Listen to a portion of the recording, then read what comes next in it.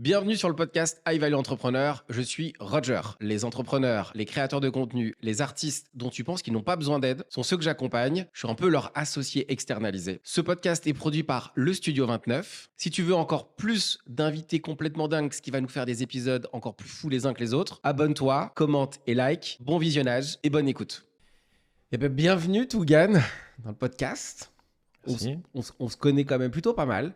On a l'habitude de ne pas présenter nos invités et on va continuer avec cette habitude-là. Mais on pose une question que je vais potentiellement adorer, qui est, pour débuter ce podcast, c'est quelle est l'anomalie de ton parcours que tu aurais aimé éviter et qui finalement se révèle être un super atout dans ta vie pro et ou dans ta vie perso.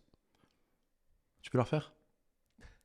Non, mais Je- non, pour de vrai, juste Pour de pour vrai que, Ok. pour que bien chaque mot de la phrase. Quelle est l'anomalie de ton Mhm. parcours que tu aurais aimé éviter et qui finalement se révèle être un super atout autant dans ta vie pro que dans ta vie perso? Alors, sur l'élément d'anomalie, j'irais peut-être plus regarder du côté de la personnalité que du parcours. Ça paraît plus simple. Et se demander effectivement si cet élément de personnalité, c'est un bug ou une feature. Je dirais que ce qui a pu être j'ai un obstacle, une difficulté, c'est que j'ai une empathie assez limitée. De tout ce qui est langage non verbal et tous ces éléments-là, en fait, je sens rien. Je capte rien. Je ne suis pas un sociopathe pour autant, mais juste je sens rien. Et comme je sens rien intuitivement sur les gens, je dois rationaliser le truc. J'ai toujours dû rationaliser le truc depuis que je suis gosse. Si tu veux, pour l'anecdote, quand j'étais petit, j'aimais bien lire des dictionnaires. Donc je prenais le dictionnaire, j'ouvrais et je lisais. Et un jour, j'ai découvert le mot empathie. Et en fait, quand tu lis des dictionnaires, tu tombes tout le temps sur des mots qui servent à rien et qui correspondent à rien dans la vraie vie. Donc je tombe sur empathie, je lis la définition, et je dis putain, il y a encore des mecs qui ont inventé un mot pour un truc qui n'existe pas. Et c'est seulement des années après qu'on m'a appris que c'était un vrai truc, quoi. Donc c'est un peu pour illustrer je dirais le bug ou la feature, quoi. Et donc en fait, quand t'as pas d'empathie, ou peu d'empathie, et bah, si tu veux évoluer avec les humains, et bah, tu dois trouver un mode de lecture alternatif. Donc pour moi, c'était m'intéresser à la psychologie, donc à l'échelle individuelle. Quand tu t'intéresses à la psychologie à l'échelle individuelle, tu arrives à la sociologie, parce que tu as l'individu puis tu as le groupe. Le groupe est encore moins rassurant que l'individu. Quand tu t'intéresses à la sociologie, tu arrives sur l'économie. Là, ça m'a vraiment beaucoup intéressé. C'est compliqué de traiter l'économie sans parler de la politique, et la politique sans parler de la géopolitique. Donc en fait, très tôt, j'ai eu une grille de lecture très analytique, très rationnelle, et je me suis beaucoup intéressé à ces sciences sociales. Science avec un petit S, parce que bon, c'est pas vraiment une science exacte, quoi. Et, euh, et donc, ouais, ça crée une réalité où j'ai de temps en temps des comportements très borderline, mais le fait d'être très froid, très mécanique sur la nature humaine, je pense que ça m'a beaucoup servi dans ma carrière de marketeur et d'entrepreneur. L'anomalie, c'est que l'humain était dur à appréhender pour toi, en fait. Oui. Ouais. C'est un truc que t'as compris dès petit ou on t'a dit, tu sais, les fameuses remarques, il est un peu chelou, monsieur là. Non, en fait, moi, j'étais pas au courant que les autres percevaient les choses différemment. C'était ma vision du monde, j'ai pas vraiment testé autre chose, enfin, si, peut-être dans des vies précédentes, mais j'en souviens pas. Donc, si j'ai ça comme package, je suis pas au courant que les autres voient quelque chose de différent. Donc, pour moi, il n'y avait pas d'anomalie, je le vivais pas comme une anomalie. Mais c'est vrai que euh, plus jeune, c'est vrai que ça peut donner je dirais un contexte assez angoissant. Tu vois les humains, tu les piges pas. Quand tu les piges, c'est encore plus angoissant. Tu comprends qu'ils sont barrés, quoi. Et que si tu les mets en grand groupe, c'est encore pire, quoi. Parce que tu les mets en grand groupe, je dirais, la Ils réagissent rationalité pas pareil. collective disparaît au profit de l'émotion du groupe, et là, c'est absolument n'importe quoi. Et donc, en fait, ne pas piger l'humain est angoissant, le piger, c'est peut-être encore pire. Cette anomalie, aujourd'hui, pourquoi, on va venir sur ton parcours, hein, mais pourquoi aujourd'hui elle est intéressante? Qu'est-ce qu'elle a amené chez toi que si tu l'avais pas, en fait, entre guillemets, tu t'aurais jamais développé? Elle a amené que j'ai passé tellement de temps à essayer de comprendre rationnellement les gens que quand il a fallu, je dirais, rédiger des textes marketing pour leur vendre des trucs, c'était assez facile. Et tu faisais quoi? T'as fait quoi? Tu peux nous donner des exemples de choses que tu faisais ou. J'ai commencé à gagner ma vie en étant copywriter, donc en rédigeant des textes de vente, avant que ce soit à la mode d'être copywriter. Je crois qu'aujourd'hui c'est un truc à la mode, mais à l'époque ça l'était pas. C'est même plus qu'à la mode aujourd'hui, c'est devenu une compétence clé pour potentiellement devenir très riche. Ok. On en est loin. Alors on en est loin, mais en tout cas, oui, effectivement, aujourd'hui, copywriter, c'est Ouais. limite le prochain stade pour devenir millionnaire rapidement. D'accord. Ok. Ouais. Moi ça m'a effectivement bien réussi. Et donc ouais, pour rédiger des textes de vente, c'est vrai que quand tu comprends, je dirais, mécaniquement l'enchaînement d'étapes dans le cerveau qui amène à avoir une pensée, une émotion, bah, tu peux actionner ces leviers en vue de créer une perception, une réalité, un désir et une action d'achat. Alors c'est pas, voilà, pour un pourcentage de gens, t'as pas 100% de conversion, mais tendanciellement, sur un grand nombre de personnes, tu arrives à avoir une relative visibilité sur ce qu'ils vont faire. Alors pour donner un peu de contexte pour que les gens puissent aussi commencer à appréhender, parce qu'en fait il y en a beaucoup qui vont sûrement pas te connaître, mais Mhm. aussi tu as aussi beaucoup de gens qui savent qui tu es. Et quand on est dans le milieu du marketing ou de l'entrepreneuriat ou dans le monde digital de manière globale, Tougan en termes de marketing, on est quand même sur quelqu'un on parle de quelqu'un de compétent qui, moi je te le dis, hein, je te le dis très souvent en off, mais je te le dis aussi aujourd'hui, quelqu'un de brillantissime sur plein d'aspects qu'on va peut-être pouvoir découvrir aussi aujourd'hui. Mais pour les gens qui ne te connaissent pas, le marketing, c'est quand même une de tes marques de fabrique. En tout cas, c'est une des manières où les gens ont pu soit collaborer avec toi, soit découvrir ce que tu faisais, et aussi la manière de l'enseigner, qui est au fait le fait de le travailler, mais au fait aussi que tu es aussi quelqu'un qui aime beaucoup transmettre. Et avant de revenir là-dessus, euh, quels sont les éléments que toi, tu as pu mettre en place? Parce que je pense qu'il y a plein de gens qui ont envie d'être très bons en marketing. Il y a beaucoup de gens qui sont excessivement nuls. Je passe mon temps à le dire, il y a beaucoup de gens qui sont très nuls en marketing. Ouais. Mais en grande majorité. Qu'est-ce qu'il y a peut-être dans ton. Quels sont les éléments que les gens pourraient se dire, en fait, moi j'ai envie de devenir bon, un peu comme Tougan, peut-être pas à son niveau, mais en tout cas j'ai envie de le devenir meilleur. Quels sont les éléments que toi tu as captés dans ton parcours qui t'ont permis de devenir meilleur et ensuite de les utiliser pour ce que tu fais? Bah, il y a un bouquin qui a été écrit il y a plus de 30 ans, je crois, qui s'appelle Influence et manipulation, qui décrit parfaitement le fonctionnement du cerveau humain. C'est court, c'est sympa, c'est ludique, il y a des bonnes anecdotes. Je pense que c'est juste, le bouquin le plus important. Ah, tu penses que ce bouquin-là, ça a été Moi, j'ai une lu quand j'étais révélation? au lycée, donc c'était il y a longtemps, et c'était une révélation. Ouais. Et en plus, les concepts sont bien expliqués, avec des bons exemples, c'est sympa, c'est bienveillant. Donc, Influence et manipulation, Robert Cialdini. Ouais. Voilà.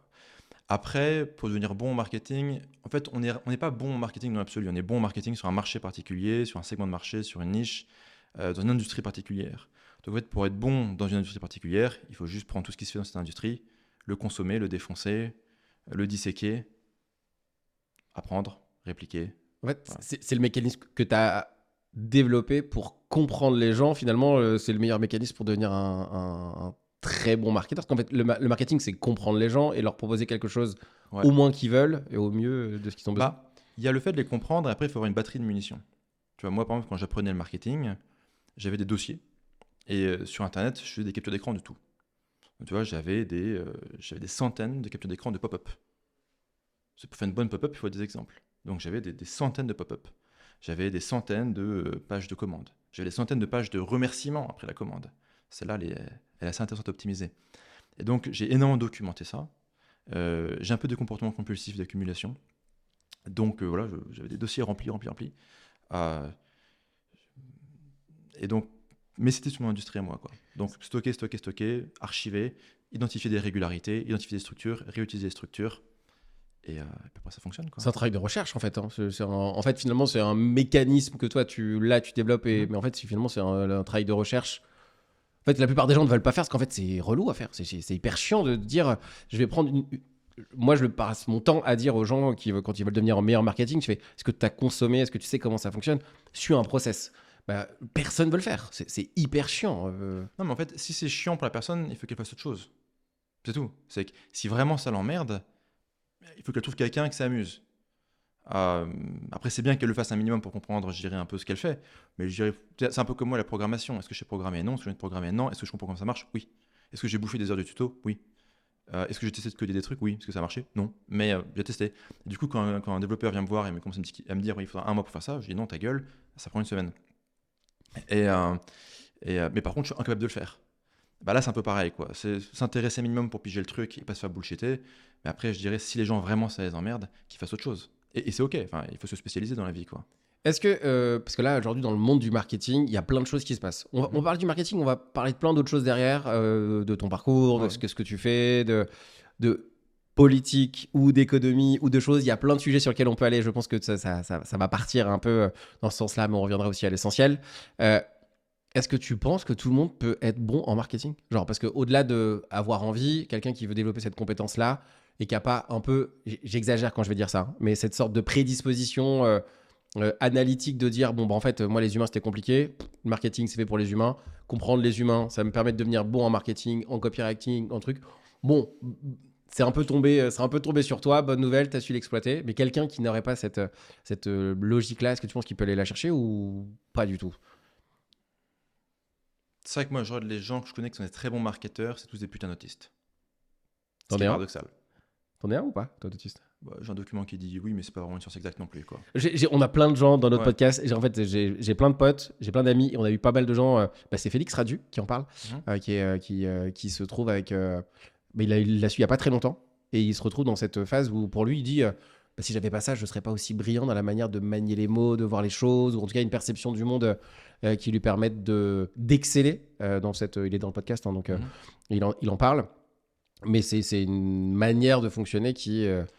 On va dire, le problème, c'est qu'aujourd'hui, tout le monde veut se trouver un petit diagnostic, une petite maladie, une petite excuse, un petit élément de personnalité, soit pour se mettre en valeur, soit pour justifier d'être un enfoiré. Donc, et puis c'est vrai que du coup, bon, bah, voilà, ça t'es une liste de diagnostics possibles qui est juste à peu près. Enfin, tu veux un truc, t'en as un, quoi. Ouais. Tu veux être zèbre, autiste, machin, un truc. Chacun peut avoir un truc, quoi. C'est pour ça que c'est pas forcément un label que je mettrai en avant. Ouais. Après, pour revenir à ta question enfin, quand je dis des putains d'autistes, c'est des gens qui sont ultra focus euh, dans ce qu'ils font et qui sont vraiment passionnés par décrypter les mécanismes, je dirais, causaux dans le cerveau du gars qui amène la personne à cliquer, à prendre une décision. Après, pour revenir à ta question, est-ce que tout le monde peut devenir un marketeur? En fait, je pense même que la question n'a pas vraiment de sens parce que est-ce que tout le monde peut devenir, je sais pas, cosmonaute? Je sais pas, on s'en fout, on n'a pas besoin de tant de cosmonautes que ça. Tu vois, Hmm. bon, si le mec, en fait, il a le désir de l'être, bah, il peut le devenir. Est-ce que tout le monde peut le devenir? On s'en fout, quoi. Au pire, tu fais autre chose, quoi. Là, le marketing, ça. Question, je sais que tu vas adorer cette question. Ça représente quoi aujourd'hui le marketing pour toi? Pour toi, à titre perso, hein. Genre comme définition. En fait, là, on parle de marketing, tu es quand même très associé au marketing, mais en Mhm. fait, ça représente quoi pour Tougan, le marketing? Bah, moi, c'est propre au métier dans lequel j'ai travaillé. Donc, j'ai travaillé dans le direct response marketing. Je sais pas comment ça se traduit en français. Je crois que ça se traduit marketing agressif. En France, on aime bien être élogieux quand on qualifie des trucs. Ouais. Et positif.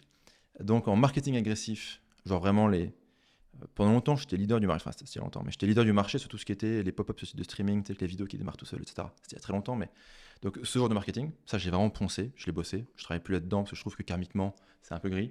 Mhm. Et aujourd'hui, je suis plus sur le marketing Web 3, donc crypto, etc. On pourra en revenir. Euh, donc, en gros, marketing pour moi, c'est créer une offre, hein, penser une offre, penser un récit, amener des humains devant ce récit, voir s'ils adhèrent à ce récit et les amener à faire une action qui va dans le sens, et dans l'intérêt enfin, qui est dans l'intérêt et du business et du client, quoi. Il y a un truc qui a beaucoup été utilisé dans le monde digital, en cas du monde du marketing, qui a été une phrase qui a beaucoup été utilisée. J'entends beaucoup moins, pour le Mhm. coup, ces derniers temps. C'est bon, le marketing, c'est fait pour vendre, même si le produit, il n'est pas potentiellement hyper éthique. Euh, Limite, on s'en bat les couilles. Le marketing, c'est fait pour vendre. C'est pas, entre guillemets, c'est pas grave si c'est pas potentiellement hyper éthique de le faire. Tu penses quoi de ça? Bah, c'est pragmatique comme constat. Après, si on est pragmatique et cynique jusqu'au bout, en fait, c'est dans l'intérêt de ton business que le produit soit bon, parce que tu veux que le client reste client. C'est tellement cher d'acquérir un client de nos jours que tu veux que le mec continue à acheter. Donc si tu prends le gars, tu lui refiles une daube et tu le baises, bah, en fait, il va pas réacheter. Or, pour rentabiliser tes coûts publicitaires et vraiment avoir un business, tu as besoin qu'il rachète. Donc en fait, même si tu as un mépris complet pour ton client, ce qui n'est pas recommandé, et que vraiment tu as un cynisme débridé, c'est dans ton intérêt égoïste de faire un bon product. Parce que tu veux que le mec reste client, réachète, réachète, réachète, réachète, réachète. Donc en fait, ce que tu dis est vrai. Et en fait, quand tu pousses le raisonnement jusqu'au bout, tu arrives sur un truc qui est vachement pragmatique. Comme souvent dans les communes de marché. Le marketing aujourd'hui à lui-même, il peut suffire. Imaginons, parce que là aujourd'hui, ce qui se passe, c'est on a des personnes qui sont, pour certaines, très bonnes en marketing, qui n'ont pas un produit what the fuck, et finalement le fait qu'ils soient bons en market, ça leur permet d'exister et de vivre Mhm. et de vendre quand d'autres ont des très bons produits, ils n'existent pas. Ils pourraient très bien se dire, bon écoute, je suis bon en marketing, je crée un produit, j'améliore, alors que bon bah Oui, finalement, non, mais ça, c'est un peu bah, tu vois, la réalité du marché, c'est qu'un produit très moyen qui a un très bon marketing explose complètement un produit exceptionnel avec un marketing inexistant. C'est, je dirais, la tragédie de toutes les boîtes technologiques françaises qui ont toujours des technos qui ont 10 ans d'avance sur tout le monde, qui sont des billes complètes en marketing, qui se font complètement défoncer par une techno inférieure, qui après se font racheter pour un bal par un concurrent américain, chinois ou israélien, en général. Voilà. Et toutes les belles boîtes françaises, je n'aimerais pas, en général finissent comme ça. La techno a 10 ans d'avance, ils se font défoncer, mais après ils se font dépouiller. Parce qu'ils sont là, oui, mais tu comprends le marketing. On juge plus qu'on essaie de comprendre. Non, on se satisfait d'une supériorité technologique et intellectuelle qui ne suffit pas à réussir commercialement. Alors, pour ceux qui vont continuer de discuter, de nous écouter et de voir comment ça se passe, bon, forcément, on peut te retrouver un peu, quasiment un peu partout. Tu es quand même très bon sur les sujets marketing, mais pas que. Euh, le marketing, avec cette anomalie, le fait de continuer là-dedans, forcément, ça emmène sur plein d'autres pistes, hein, parce que le marketing, c'est comprendre les humains. Il se passe quoi après avoir développé cette compétence marketing, fait tout ce que tu as fait? Est-ce qu'on peut dire que tu as réussi grâce au marketing ou pas? Je suis en train d'y penser. En même temps que je te parle, je me dis, est-ce que... Bah, oui, j'ai pu accumuler du pouvoir d'achat grâce au marketing, oui. Ok, donc la phrase, et je la sors tout le temps, c'est ta punchline. Je rends à César ce qui est à César. Un bon marketeur, pour savoir si c'est un bon marketeur, un bon marketeur gagne de l'argent. Est-ce que c'est vrai toujours cette phrase? En tout cas, moi je l'utilise très souvent. Est-ce que c'est vrai ou et on peut la nuancer? Tendanciellement, c'est vrai. Quand l'IA est arrivée avec ChatGPT, pendant un temps, j'ai un peu remis en question ça. Mais en fait, je pense que pas encore. Un mec qui est bon en marketing, il n'est pas pauvre. Un bon marketeur n'est pas pauvre. En fait, quelqu'un qui est bon en marketing est forcément riche. En tout cas, c'est générer de la richesse. A priori, oui. Après, si tu veux, ça dépend de ton système politique. Tu es un bon marketeur en Union soviétique. Ta richesse, elle n'est pas monétaire. Ta richesse, c'est tu maximises ta carrière, tu es utile au parti. Donc, ta richesse, ça sera des privilèges, l'accès à des services. Donc, en fait, ta richesse ne sera pas forcément monétaire donc, dans le système. Puisqu'en fait, tu prends un système communiste, en fait, c'est assez enfin, ça reste un système concurrentiel, quoi. Et donc, en fait, oui, tu es un bon marketeur d'un système capitaliste, a priori, tu arrives à accumuler des shekels, ouais. Tu es un bon marketeur d'un système communiste, tu accumules du pouvoir et du prestige et des avantages. Il n'y a plus beaucoup de systèmes communistes, mais on est bien parti pour y revenir. T'as quel rapport hop, je fais une sortie de piste. T'as quel rapport avec la France aujourd'hui? Parce qu'aujourd'hui, t'as quand même étudié en France, t'as vécu en France, on est t'es quelqu'un qui est sur le marché français aussi, entre autres, et également. Effectivement, t'as quel rapport avec la France? Alors, moi, j'habite à Dubaï et je reviens en France pour me faire soigner, pour profiter de ce système social que le monde nous envie. Non, je rigole. Euh, le... J'ai quitté la France il y a 10 ans. J'étais dans une attitude de fuck la France pendant assez longtemps. Et finalement, j'y reviens doucement. Est-ce que je me réinstallerai en France? Je ne sais pas. Je trouve qu'il y a une telle malveillance administrative que je ne sais pas. Mais c'est un pays que j'aime bien. C'est un pays que je me dis que peut-être qu'il n'est pas foutu. Bon, il est mal barré, mais peut-être qu'il n'est pas foutu. Et c'est un pays qui arrive à produire des cerveaux. En fait, quand tu voyages pas mal et que tu vas dans des pays, c'est pas très politiquement correct, mais où en fait le QI moyen il est à 85, tu vois ce que c'est que la connerie en fait. Mais la connerie profonde. Tu sais, la connerie où il n'y a pas de marge de progression. C'est que le mec, il met les mains dans le feu, il se brûle, il met la deuxième. Tu vois. Et en fait,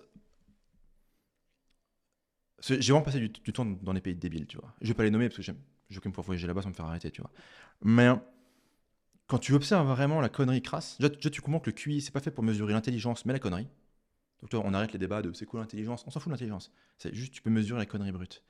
Et bien en fait, quand tu vois des pays entiers avec des dizaines de millions de personnes qui sont à des très hauts niveaux de conneries brutes, et que tu reviens en France, oui, le français il fait la grève tout le temps, oui, il fait 35 heures, oui, il tire la gueule, oui, il y a tout ça. Mais en fait, en moyenne, il est putain de bon. Et après, c'est un pays qui sort quand même 10, 15, 20 000 talents tous les ans. Ok, enfin, très bonnes écoles d'ingénieurs, commerciaux, on va dire que ça va, les très bonnes écoles de commerce, ça produit des gens qui ne sont pas complètement pas trop teubés. produit des médecins corrects. Bon, ils sont complètement dogmatiques, mais ils sont plus ou moins corrects. Donc, je veux dire, on est quand même un pays qui produit, qui en moyenne est bon, en termes cognitivement, en termes d'intelligence, et on produit des grosses cohortes de gens vraiment exceptionnels si on compare par rapport à la moyenne mondiale, quoi. Et ça donne espoir. Si on arrive à faire en sorte que ces gens ne se cassent pas, le pays est bon. Et toi, tout le monde est là avec des gros débats sur est-ce qu'il faut je sais pas quoi, la politique monétaire, des immigrés, des machins. En fait, tu t'en branles un peu de tout ça. Enfin, c'est intéressant.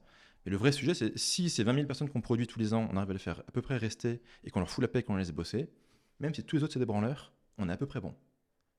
Et ça, je trouve que ça donne espoir. Là, on a Tougain qui nous parle de ça, qui a un vrai. Je pense qu'il y a des gens qui connaissent. Je sais pas si t'ont déjà entendu le dire. Si, on t'a déjà entendu le dire de cette manière. Parce que on se connaît quand même depuis un petit moment. Le discours n'était pas le même il y a quelques années, Oui. pour le coup. Avant de revenir sur pourquoi tu as ce discours-là aujourd'hui, mais qu'est-ce qui a fait qu'au début, au départ, tu avais ce discours-là? Parce que tu as fait. Alors, t'en parles souvent, hein, tu as fait. Non, HEC, t'es parti d'HEC. J'ai fait prépa HEC, j'ai Prépa intégré HEC. HEC, je suis resté 3 mois à HEC, et après il y a une petite voix dans ma tête qui m'a dit lève-toi et marche. Donc je me suis levé, j'ai marché, j'ai pris un RER, un deuxième RER, un troisième RER, je suis arrivé à Paris. Parce qu'en fait HEC Paris, c'est pas à Paris, ça joue en Josas. Et puis à partir de là, je vais faire autre chose de ma vie. Ouais. Et en fait, quand t'étais, t'en parles souvent, t'en parlais souvent de HEC, c'était presque de la. T'y allais pour un peu les troller presque. Non, j'y suis allé parce que j'ai beaucoup aimé la prépa. Et c'est un jeu. C'est une compétition. Il y a des gens qui aiment les compétitions sportives, c'est une compétition plutôt intellectuelle. Et en fait, quand tu prends le truc de manière joueur, c'est assez fun. La prépa à les grandes écoles est un système, tout système se nique. C'est intéressant de tester, non? Et donc, c'était très intéressant de ce point de vue-là. Après, une fois que je suis rentré à HEC, je dirais que c'était pas le bon product market fit pour moi. Pourquoi? En fait, à ce jour, je ne saurais toujours pas répondre.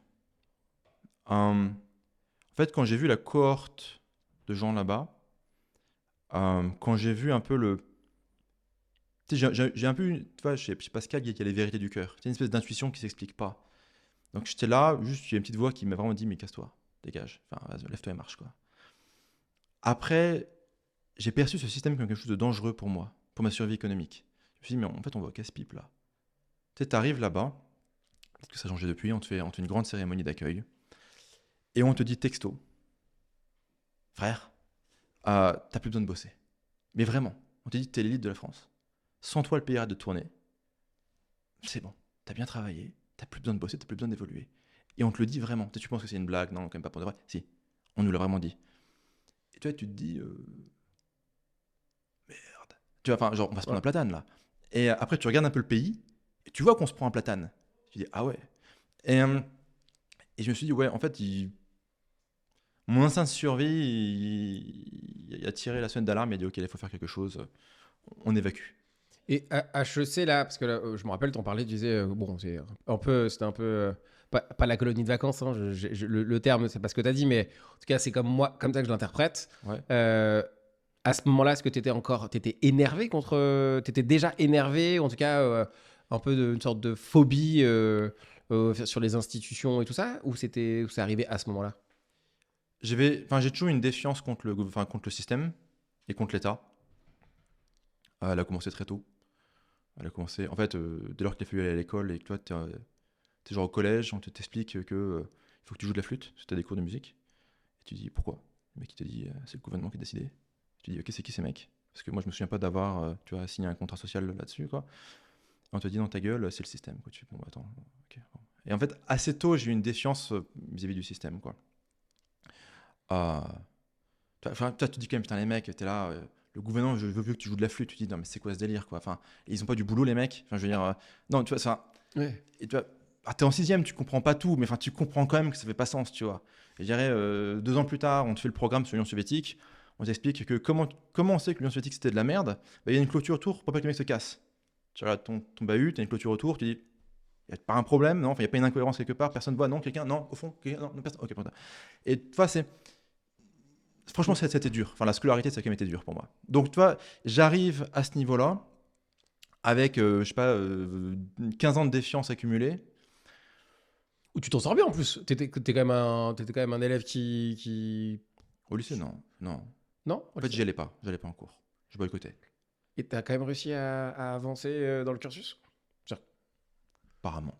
ouais, tu t'en sors plutôt pas mal pour un mec qui était... Parce que généralement, soit on sort carrément du système scolaire, parce qu'en fait, tu te fais recaler. Là, t'as quand même réussi à avancer au fur et à mesure du temps. Tout système est niquable. Ok. Donc, t'as réussi à avancer en n'étant pas excessivement bon, pour le coup, jusqu'à arriver à HEC, quoi. Jusqu'à arriver en prépa, en prépa, j'ai essayé de bosser un peu. J'ai forcé. C'est un peu compliqué. J'ai un peu serré le fion. Je suis rentré. Je suis pas rentré de manière très glorieuse, hein, Ouais. mais Mais c'est passé, quoi. Mais c'est passé, quoi. Et après, bon, oui, j'ai évacué ce système. En fait, il y a ce truc en France, c'est l'économie française fonctionne sur des rentes. C'est que ça. C'est, je dirais, des grands groupes qui ont des rentes publiques, des contrats publics, des rentes en Afrique, des rentes minières, des rentes. Et c'est que des rentes. En gros, c'est arriver à obtenir un truc et vivre de la rente, sans rien produire, sans faire trop d'efforts, sans innover. Et vraiment, l'économie française meurt de ça. C'est sclérosé avec des rentes. Tous les mecs qui font carrière dans la politique, c'est des rentiers. Genre, chaque connard qui passe à la radio, qui bosse en politique, c'est un rentier. C'est qu'il a son micro-parti à la con, il va faire 5%, ou plus, on s'en fout. Il va avoir ses subventions, sa petite PME, sa petite rente, son petit truc. Alors là, une fois par mois, il va à la radio dire une dinguerie. Comme ça, ah, on parle un peu de lui sur Twitter. Ok, ça monte un petit peu. Il refait ses 5%, il prend sa rente. Et en gros, tout le système français fonctionne sur de la rente. Pas sur l'innovation, sur de la rente. Et en fait, même les grandes écoles, c'est la même logique. C'est tu travailles très dur pour obtenir un statut, un diplôme, qui va t'offrir une rente.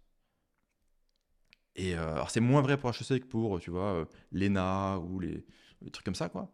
Mais en fait, les gens vont travailler très dur pour obtenir une rente et rien foutre.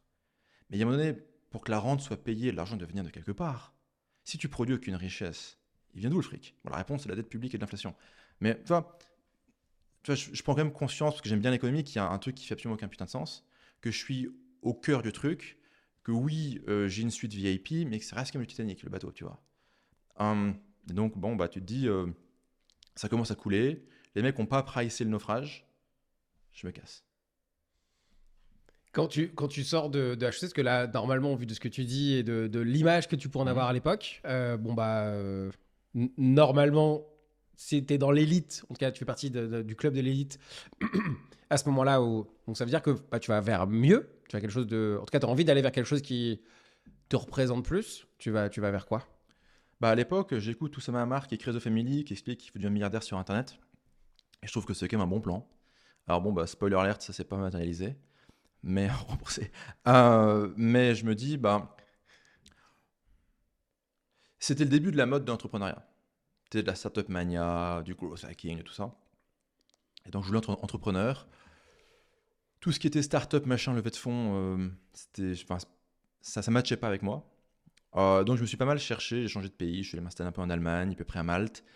Et après, j'ai découvert le monde fabuleux des infoproduits, où tu peux prendre des articles de blog américains, les traduire en anglais, faire un PDF, le vendre 37 balles, mettre 1 euro en publicité le matin, et avoir gagné 7 euros le soir. Et en prenant en compte la LTV, donc la lifetime value, donc le client qui va réacheter des trucs en moyenne, en fait, tu es plutôt à 15 balles. Donc là, tu plus sur un bouton. Enfin, tu mets une pièce dans la machine, tu plus sur un bouton, il y a plus de pièces qui reviennent. Et là, j'ai quand même compris que le capitalisme, c'est chouette. T'avais idée que ça existait, ça, avant? Non. C'est que Alors, la petite histoire qui m'amène à vendre des PDF, c'est bon, bah, j'ai quitté HEC, je crève la dalle. Euh, le seul truc que je sais faire, c'est je suis bon en économie. Donc, en gros, je monétise mon savoir en vendant, enfin, en faisant des cours particuliers d'économie sur Internet, sur plateforme en ligne. Comme ça, je peux échanger mon temps contre de l'argent pour 30 balles de l'heure. Ce qui, ma foi, était quand même correct à l'époque. Surtout que je m'étais installé à Berlin. Et à l'époque, Berlin était vraiment une ville de prolo. Donc, pour 500 balles par mois, tu pouvais vivre. Aujourd'hui, il y a tellement d'hipsters que c'est trop cher. Mais à l'époque, tu pouvais vraiment vivre à 500 balles, avec 500 balles, tu vois. Donc, en gros, bah, tu fais les maths, hein, 30 balles de l'heure, il te faut 500 balles pour vivre. Tu vis assez facilement, assez bien. J'avais un voisin qui, lui, était allemand et qui vendait des formations de lecture rapide en Allemagne. Et qui, en gros, pendant 1 an, m'a dit tu sors d'un cours là? Je dis ouais. Tu répètes le même truc? Hein. Tu peux l'enregistrer en vidéo? Je dis non. Pourquoi? Parce que ça marchera pas. Il me dit d'accord. Puis un jour, j'en ai marre de répéter. J'ai enregistré en vidéo. J'ai fait un produit. J'ai fait 12 500 balles le premier mois. Et je me suis dit merde. Il avait raison tout ce temps-là, l'autre con. Et, euh, et du coup, bah, j'ai fait des infoproduits de cours d'économie. C'est un marché de niche. J'ai bien gagné j'ai gagné raisonnablement ma vie. Je pense qu'en 1 an et demi, j'ai dû faire rentrer 200 000 balles. Parce qu'encore une fois, c'était beaucoup d'argent à l'époque. Mais c'est un petit marché. Quels sont les gros marchés? La perte de poids, devenir riche sans travailler, trouver l'âme sœur. C'est les plus gros marchés sur Internet de vente d'infoproduits. Encore aujourd'hui? Ça marche pas aussi bien qu'avant, mais ça reste. Parce qu'en fait, t'es sur les trucs basiques de l'humain. Baiser, manger, survivre. Tu vois, enfin, t'es vraiment sur le basique du basique, quoi. Le reptilien, quoi. Donc oui, encore aujourd'hui, bien sûr. Et donc, tout ce qui est perte de poids, ça m'intéressait pas beaucoup. Tout ce qui était trouver l'âme sœur, ça me passionnait pas. Par contre, tout, je dirais, la niche de devenir riche sans travailler, je dis devenir riche sans travailler, il y a un peu de sarcasme et d'ironie dans ma parole, hein, ok. Autrement dit, gagner de l'argent sur Internet, là, il y avait un marché énorme. Énorme. Et ce qui était super, c'est que c'était un marché où il n'y avait que des scams. C'est qu'il n'y avait que des mecs qui baisaient les gens. Scam, nous on le connaît ce mot. Ok, alors, on va dire que des arnaques.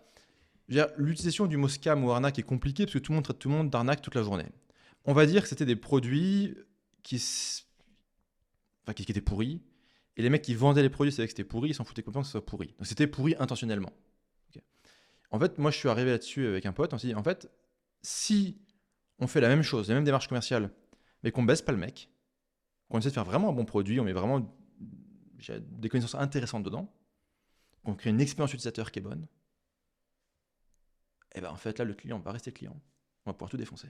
Donc on s'est dit, ok, on fait un marketing ultra agressif, vraiment agressif. On crée des très bons produits, avec en plus une politique de remboursement complètement laxiste, comme ça tu veux karmiquement t'es bien. Et cette combinaison des deux trucs était extrêmement rentable. Oui. Quand tu dis un marketing agressif, ça veut dire quoi? Agressif. Est-ce que tu peux donner des exemples ou pas? T'as le droit de dire non, je peux pas donner d'exemple. Qu'en fait, quand les gens disent agressif, En fait, l'idée c'est, il faut jouer sur des émotions fortes, il faut emporter la vente maintenant. Donc c'est pas, tu vois, vas-y, je fais une vidéo sur YouTube, le mec va regarder 50 vidéos, et dans 2 ans, il va acheter mon infoproduit, donc une formation, un PDF, un e-book, peu importe, etc. C'est que le mec, il arrive, et je dirais, dans 1 heure, il faut qu'il ait dépensé de l'argent chez toi. C'est ça, en fait, c'est peut-être plus une notion de vitesse que d'agressivité. Donc il faut le choper, avec un récit stimulant et novateur, l'amener à développer une nouvelle croyance. Cette croyance entraîne naturellement le désir d'acheter un produit qui correspond à cette croyance, afin de d'assouvir un besoin, de réaliser un désir. Sachant qu'en fait, ce qui est assez amusant dans cette industrie, c'est que les gens vont regarder, vont soit lire un argumentaire de vente, soit regarder une vidéo de vente, un peu comme si c'était un film. C'est qu'ils vont regarder la vidéo de vente, ils vont passer un bon moment. Ils vont apprendre des trucs, ils vont être stimulés, ils vont rêver un peu. Et à la fin, ils achètent.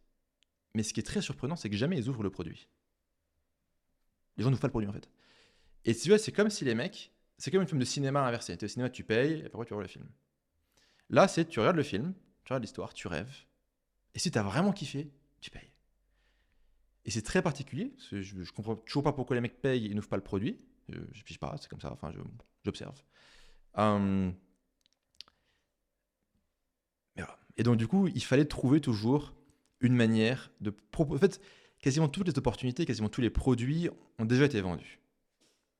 Donc il faut que tu arrives, grâce au copywriting, à proposer une nouvelle réalité. Alors, je te donne un exemple concret. On l'a fait il y a très longtemps. Alors, c'était pas mon produit, j'avais été copywriter sur ce produit-là, donc c'est moi qui avais rédigé le texte de vente. C'était assez fun. Les mecs vendaient un produit qui était gagné en gros 10 balles en faisant de l'affiliation sur Amazon. Bon, tout le monde connaît, tu peux avoir un lien affilié, tu mets ton lien, quelqu'un clique, il achète, tu prends 5%, 10%, je sais plus, un truc comme ça. Si tu vas voir le marché, tu dis hey, salut les mecs, je vais vous vendre un programme pour faire de l'affiliation sur Amazon. Le marché te dit quoi? Tu dis d'être te faire foutre, parce qu'il a vu 15 000 offres comme ça. Si tu dis, bon les mecs, on vient de découvrir un truc. Il y a une multinationale tentaculaire, peut-être même qu'elle pourrait censurer ce message, je sais pas, qui a comme client des millions de gens, peut-être même vous, mais aussi qui a comme client le Pentagone et la Maison Blanche. Vous comprenez maintenant pourquoi je ne veux pas vous dire quelle est cette multinationale. Et qu'en fait, lors de la création de cette multinationale dans les années 90, d'ailleurs pour info, le fondateur de cette multinationale est aujourd'hui un des hommes les plus riches du monde, bref, lors de la création de cette multinationale dans les années 90, un développeur anonyme a introduit un programme dont 99% des gens ignorent l'existence. Est-ce que c'était volontairement ou involontairement? Je ne sais pas. En tout cas, ce programme est là. Et quiconque connaît l'existence de ce programme Et c'est l'utiliser. Et je vais vous montrer dans un instant comment l'utiliser. Donc restez bien là. Quiconque peut faire ça, enfin fait ça, peut gagner des sommes comme X euros, Y euros, Z euros. Et là, on met des éléments chiffrés qui sont tangibles et réels pour backer ça. Et tu vois, je te raconte une putain d'histoire, tu passes un bon moment. En fait, je te parle juste de l'affiliation sur Amazon. Et rien de ce que je dis est un mensonge. Tout est faux. Enfin, tout est vrai, pardon. Là, il veut dire lapsus. Ah non, tout est vrai. Chaque élément est factuellement vrai. Tu peux être dans le mensonge. Si tu mens, tu es dans la fraude. Donc tu peux être dans la fraude, c'est pas bien. Et puis karmiquement, c'est pas bon. Donc tout est vrai. Tout est factuellement vrai. Il y a bien un développeur anonyme qui a fait ça. Bah oui, il est anonyme, je sais pas qui c'est. Si tu veux, j'ai jamais rencontré, j'ai pas son nom. Donc, il est anonyme. Il a fait ça discrètement. Ah oui, c'est vrai, voilà. La plupart des gens l'ignorent. Bon, effectivement, oui, la ménagère à Roubaix, elle sait pas que ça existe. Ok. Et tu vois, tu prends un truc que les gens savent déjà, tu produis un récit nouveau. Et si t'es bon, tu mets une petite pincée de conspirationnisme parce que ça relève un peu les saveurs, tu vois. Toutes ces compétences-là, franchement, tu nous as fait une petite démonstration hyper intéressante. On voit, ceux qui nous écoutent, on va avoir les petites images qui vont arriver dans leur tête à ce moment-là. On a shooté 35 millions de Français avec cette publicité-là. Ah ouais. Ouais, on a ratibosé le pays. Tu sais, quand tu vas sur MyTF1 et que tu coches je veux recevoir les offres partenaires, surprise, c'est moi l'offre partenaire. Et, enfin, c'était moi, maintenant je touche plus à ça, quoi. Mais donc agressif, parce qu'en fait, je pense que quand les gens se rendent pas compte de toute la logique marketing qu'il y a derrière, ça peut être mettre des gros budgets en ads et essayer d'inonder. Non, il y a toute une logique de storytelling, d'aller chercher aussi de ratisser large, comme tu disais. Donc, est-ce que c'est possible aujourd'hui d'être agressif sans être dans un scam? J'ai l'impression que la réponse est oui. Bien sûr, bien sûr. Je dirais que ce que je raconte aujourd'hui, enfin, et cet exemple que je donne, il marche moins bien. C'est quand moi je l'ai fait, je veux dire, le marché francophone n'avait pas été exposé à ça. Donc on est arrivé, autoroute, tu vois, autobahn, tu vas tout droit. Aujourd'hui, entre autres parce que j'ai enseigné ces techniques à beaucoup de gens, le marché s'est quand même fait pas mal défoncer. Donc quand tu arrives, tu ouvres la petite boîte, tu vois, en bois, tu commences à visser la clarinette ou la flûte, tu commences à jouer, le mec il te fait déjà fuck, il fait non c'est bon ta gueule, dégage. Donc je dirais, sur de l'infoprenariat, je dirais l'avatar client a évolué, le marché a évolué. Donc si tu débarques avec ça aujourd'hui, ça marcherait pas aussi bien. Aujourd'hui, ce serait un petit peu différent comme ça, comme aujourd'hui. Si tu veux vendre de l'infoproduit, tu es frontal. Tu dis salut, je sais que quand tu racontes n'importe quoi que tu te fais baiser 10 fois. Bon, grosso modo, voici ce que je fais. Tu prouves que ça fonctionne. Tu crées une offre, tu mets un élément d'urgence, tu expédies ça en 20 minutes maximum, 15, même moins, 7 minutes. Le mec il prend pas. Ciao, bonsoir. Tu n'as plus besoin de faire tout un pataquès avec des sociétés secrètes et tentaculaires et les maisons blanches. Tu vois, tu peux, mais pas forcément nécessaire. Le marketing, pour la plupart des gens, c'est quand même très compliqué à appréhender. Pour la plupart des gens, j'en côtoie beaucoup. La plupart des gens passeront pas l'hiver. C'est possible. Mais en tout cas, le marketing, c'est quelque chose où il y a beaucoup de gens qui se cassent les dents dessus. Et en plus de ça, qui ont des idées business compliquées dans plein d'aspects. Je sais qu'il y a un truc que toi, tu utilises beaucoup et que tu dis très souvent, les 4 L. C'est un truc que toi, tu mets en application beaucoup et que tu continues d'appliquer dans tout ce que tu fais autour. C'est quoi ces 4 L? Est-ce que c'est indispensable pour grandir ou en tout cas croître? Alors, les 4 L, c'est low cost, low tech, low human, low complexity. L'idée de base, c'est que les trucs compliqués foirent. Les idées trop brillantes foirent. Les produits trop complexes foirent. Même avec du marketing? Avec un très bon marketing? Bah, t'arrives à le refourguer aux gens, mais si le produit est pourri, les gens ils font une émeute et tu vois, t'es pas avancé. Donc, en partant du constat que les trucs compliqués foirent, bah, la solution, c'est faire des trucs simples. Et donc, tu veux un business qui est pas trop cher à développer, idéalement. Tu veux un business pour lequel tu n'as pas besoin de trop d'humains, qui n'est pas trop technique. Donc, dans low cost, low tech, low human et low complexity. Et c'est un bon point de départ. Une fois que tu as posé ce produit, tu peux itérer et aller plus loin. Et ça ne s'applique pas que à des business en ligne un peu débiles. Tu prends Snapchat, par exemple. Snapchat, à ses débuts, il y a 2011, je crois que c'est 2011, bah, c'est juste envoyer une photo qui disparaît au bout de 10 secondes, tu choisis pas le nombre de secondes, tu peux pas envoyer de vidéo, tu peux pas répondre, il n'y a pas de message, il n'y a pas de trucs bizarres, il n'y a pas de filtre, machin, avec peut-être de petits chats, j'en sais rien. C'est un produit très simple, qui est 4L. Et après, tu peux ajouter de complexité. Donc, tu pars, je dirais, de la simplicité. Une fois que ça marche bien, tu scales ça comme un port. Éventuellement, tu itères et ajoutes de la complexité. Là où les gens ont la satisfaction intellectuelle de produire des idées très complexes qui foirent systématiquement. Donc, low cost, low tech, low human, low complexity. Après, une fois que tu es parti de ça, idéalement, tu vas essayer de découper ton business en 3 étapes. Et juste vraiment 3 étapes. Donc, en gros, tu vas dire, OK, tu fais comme un tableau. Tu as étape 1, étape 2, étape 3. On pourra avoir des exemples dans un instant, donc restez bien là. Pour chaque étape, tu mets 1 à 3 KPI, donc des indicateurs, des chiffres. Et après, pour chaque étape, tu mets les éléments basiques à faire et à vérifier et les secrets, ou les hacks, si tu préfères. Et du coup, je te donne un exemple. L'exemple, c'est moi, un de mes boulots, là où je m'amuse vraiment en ce moment, c'est d'être consultant marketing pour des projets Web3. OK. Donc, étape numéro 1, awareness. Donc, les gens se rendent compte que j'existe. Donc, l'étape numéro 1, ça va consister à faire du contenu, participer à des Ask Me Anything ou à des conférences, des trucs comme ça. Donc, de l'awareness. Donc là, mes KPI, c'est quoi? Je mesure le nombre de reach, enfin les impressions sur mes tweets, je dirais le nombre de vues, etc. C'est mes chiffres. Étape numéro 2, ça va être, il faut que j'ai des rendez-vous et des interactions avec des gens qui sont des porteurs de projets. Donc là, les chiffres, c'est relativement simple, c'est les rendez-vous que j'ai eus, que ce soit en ligne ou dans la réalité. Si tant est qu'il y a vraiment une réalité, mais ça, c'est un autre sujet. Étape numéro 3, ça va être les projets avec lesquels je travaille. Donc là, je travaille avec combien de projets et ça rapportait combien de thunes. OK. Donc là, donc voilà. Après, les KPI globales de mon business, c'est combien je dépense, combien je fais rentrer dessous. Ça, c'est simple. Pour chacune des étapes, il y a les basiques. Alors, typiquement, sur l'awareness, les basiques, c'est est-ce que j'ai tweeté aujourd'hui? Est-ce que j'ai fait une vidéo? Est-ce que j'ai écrit un truc? Est-ce que j'ai envoyé un email, etc. Et les secrets, c'est des trucs plus subtils en mode, par exemple, est-ce que je peux, dans mon cas, je dirais, capter l'intention. Un secret, ça pourrait être, vas-y, je vais capter l'intention d'un projet en faisant une analyse de ce projet, en voyant les vulnérabilités marketing. C'est une astuce. Et tu vois, et du coup, pour chacune de ces étapes, je vais avoir les basiques et les secrets. Ce qui est vachement cool avec les basiques et les secrets, c'est qu'en fait, tu peux commencer à déléguer. C'est du coup, tu vois, les mecs, ils ont des trucs basiques à faire ou à vérifier qui sont faits. Si ça suffit pas à avoir de la croissance, ils vont chercher les secrets.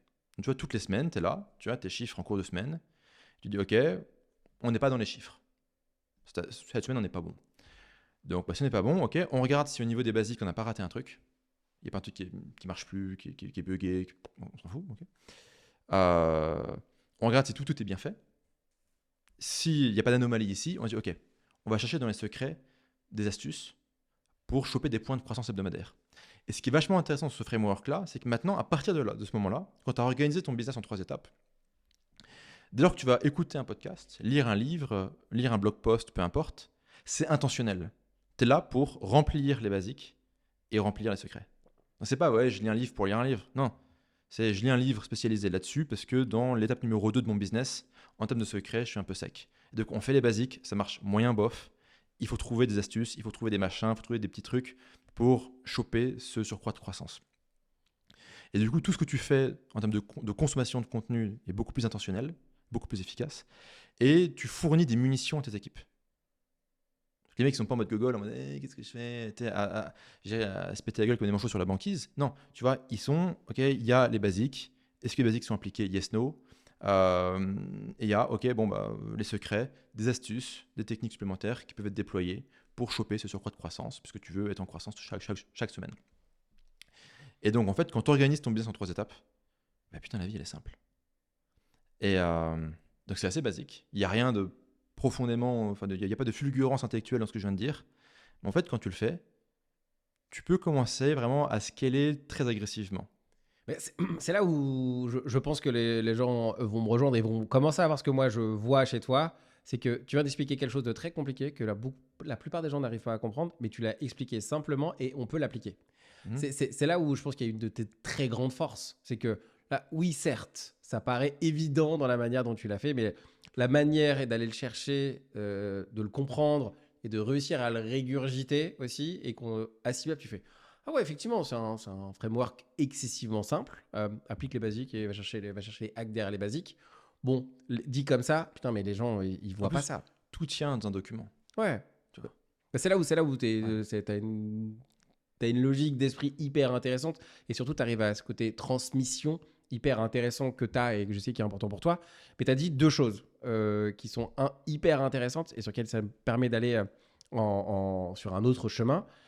Tu as parlé Web 2, Web 3. Sauf que j'ai deux questions pour commencer juste sur le Web 2. Alors déjà, qu'est-ce que c'est le Web 2 ? Première question. Et deuxième question, est-ce que tu penses que tu as craqué le monde du Web 2 en termes de monde marketing ? Est-ce que, entre guillemets, c'est pas qu'il a plus de secret, mais en tout cas, est-ce qu'aujourd'hui, tu te balades de manière assez aisée dans cet écosystème ? Alors, je vais répondre à la deuxième question, puis après on pourra vraiment poser en profondeur la première question. Donc, non, je ne prétends pas avoir craqué le Web 2, j'ai juste moins d'appétit de stimulation intellectuelle à travailler là-dedans. Alors du coup, c'est quoi le Web 2 ? Pour répondre à la question, c'est quoi le Web 2 ? Il faut se demander c'est quoi le Web 1. Donc le Web 1, c'est le web statique, où tu peux lire des informations. Donc tu as un site statique, tu peux lire des informations dessus. Le Web 2, c'est le site, c'est la phase du web, dans laquelle on est encore aujourd'hui, où tu peux poster. N'importe qui peut poster une vidéo, poster un commentaire, interagir, poster une image sur Instagram. Donc c'est là où tu peux poster. Le Web 3, c'est le web où tu possèdes. Donc tu peux lire, poster. Et maintenant, le Web 3, c'est que tu peux posséder. Grâce au fait de tokeniser, on pourrait aller en détail là-dessus, je dirais des réalités. Je pense que la grande majorité des gens qui nous écoutent, pas la grande majorité, parce que quand même, c'est un terme qui est de plus en plus utilisé. Alors Web 1, je pense que personne, on l'entend même pas ce mot-là, ou très peu, il est quasiment pas.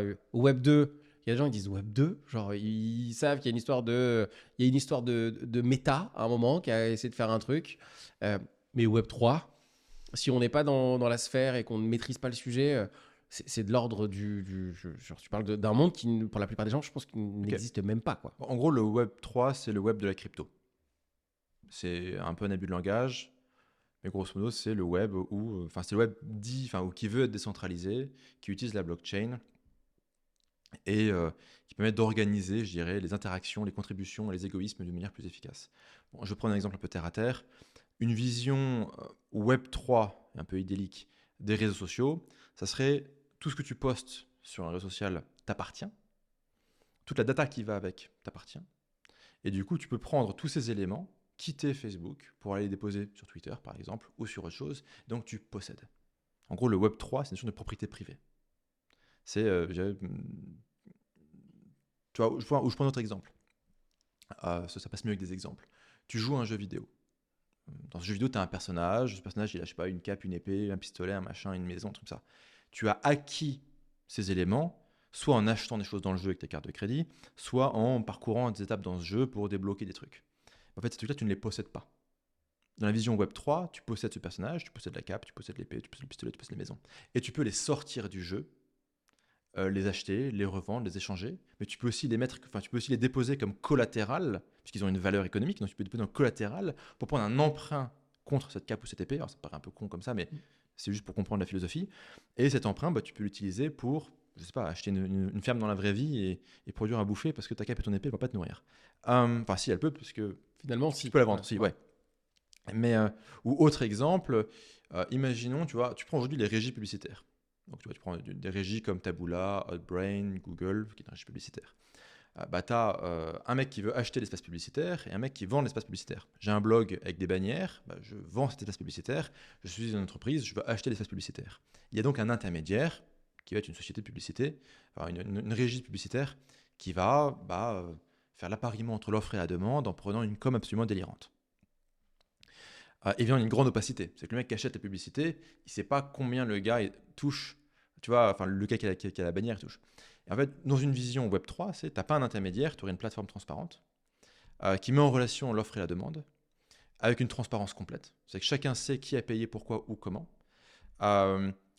Tout pourrait fonctionner et être payé par un token, par exemple. Les gens qui contribuent au projet en tant que développeurs sont récompensés en token.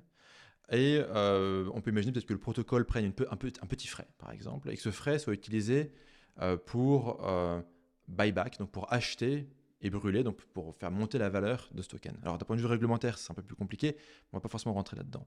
Et du coup, toi, tu contribues à développer une plateforme publicitaire qui est beaucoup plus transparente. La blockchain permet de mettre en relation l'offre et la demande de manière transparente.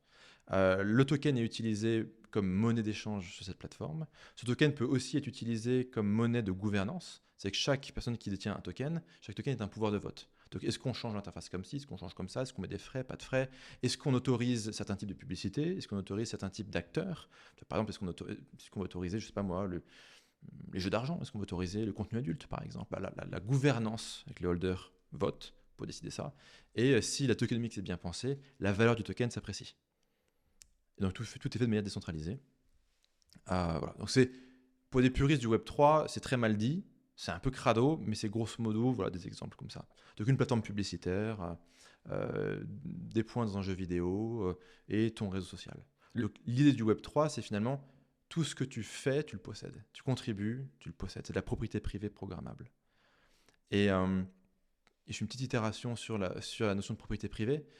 Tu es en mode, oui, bon, à quel point c'est important la propriété privée? À quel point c'est important que tu possèdes la cape et l'épée là-dedans? À quel point c'est important que tu possèdes des tokens parce que tu as contribué à un projet open source ou pas open source? En fait, la propriété privée, c'est un enjeu qui est central.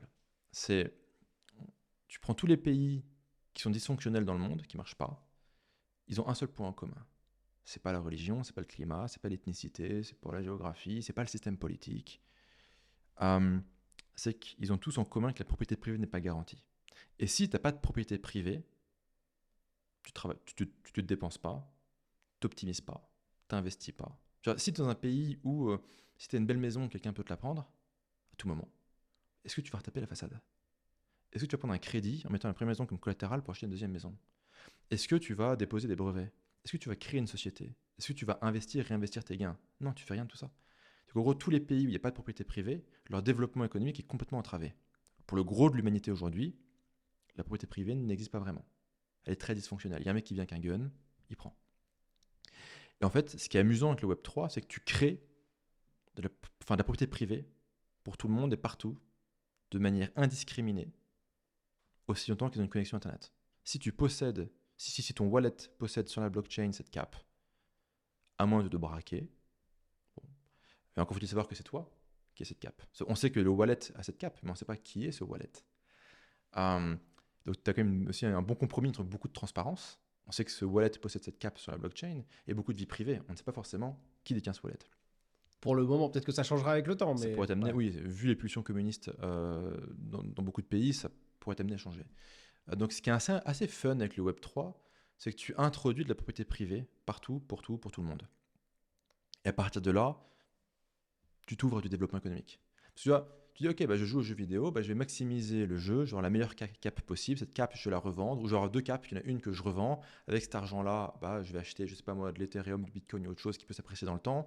La deuxième cape, je la mets en collatéral sur une plateforme de prêt et je vais emprunter en échange des sous qui vont me permettre d'acheter plus de trucs dans le jeu.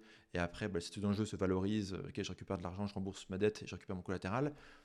Donc il y a tous ces mécanismes qui peuvent potentiellement se développer. Et c'est assez fun. Alors à court terme, il n'y a rien de tout ça qui fonctionne. Il y a des blockchains qui servent absolument à rien, sur lesquels des gens font des shitcoins et des NFT. Je vais te poser la question. Mais la promesse est belle. Est-ce que le Web 2 a vocation à mourir pour laisser la place au Web 3? Je pense que le Web 3 est une évolution qui est assez naturelle, qui est désirable. Pour moi, c'est oui, le Web 3 va remplacer le Web 2. La question, c'est sous quelle forme et à quel horizon. Parce que là, il y a Web 3. Alors, pas forcément prévu de parler d'IA, mais Web 3, IA. On est sur beaucoup de spéculations. En fait, si tu veux, le Web 3. En fait, Web 3 et IA, c'est un peu deux grosses narratives, deux gros récits sur lesquels les gens surfent. En fait, le Web 3, c'est un réseau. L'IA, c'est un ordinateur qui se branche sur le réseau. Donc, c'est juste deux logiques différentes, quoi.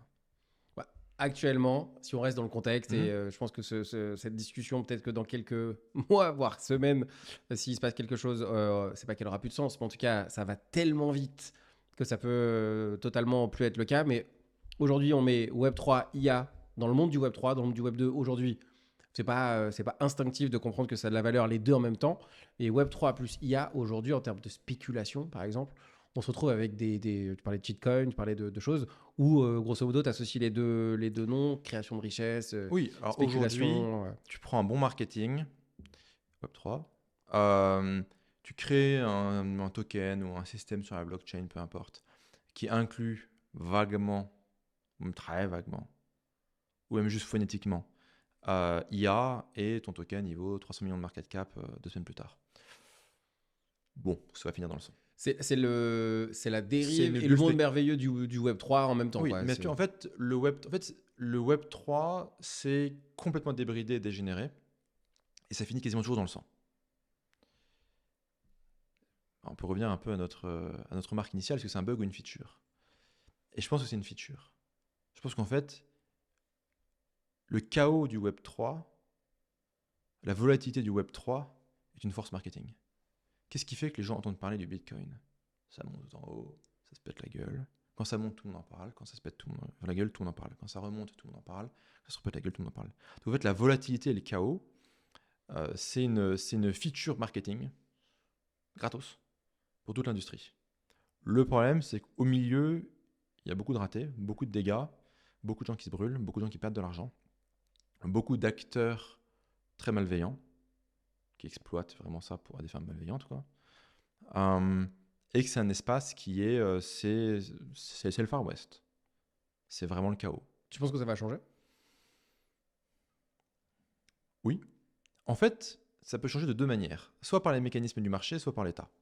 Donc l'État peut venir réguler, introduire des règles, etc. En général, quand l'État essaie de réguler, ça donne le résultat inverse. Quand l'État, je dirais, prétend accomplir quelque chose, ça donne souvent le résultat inverse. Petite digression, mais tu vois, on fait une sécurité sociale et au final, personne ne peut trouver un médecin. Quoi. Tu vas, attendez, je comprends pas. Quoi. Tu vois, donc l'État, malheureusement, il atteint souvent l'objectif inverse. L'État français ou les États? Les États. Okay.